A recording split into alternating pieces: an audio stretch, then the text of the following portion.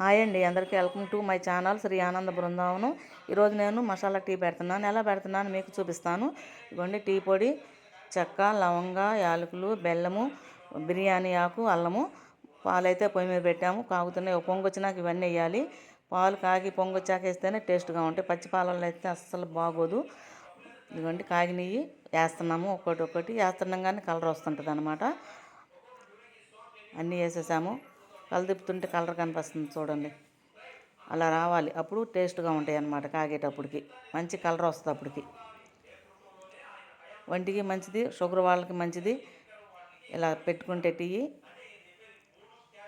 Tea రోజు పెట్టుకొని తాగుతాం, కానీ పెట్టే దాంట్లో ఏమేమి వేయాలో మనం వేసుకొని తాగితే ఆరోగ్యంగా ఉంటాము.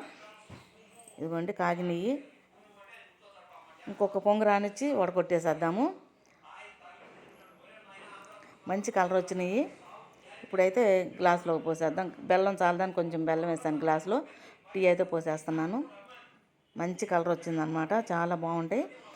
తప్పకుండా మీరు కూడా ఇలా ట్రై చేయండి, చాలా బాగుంటాయి.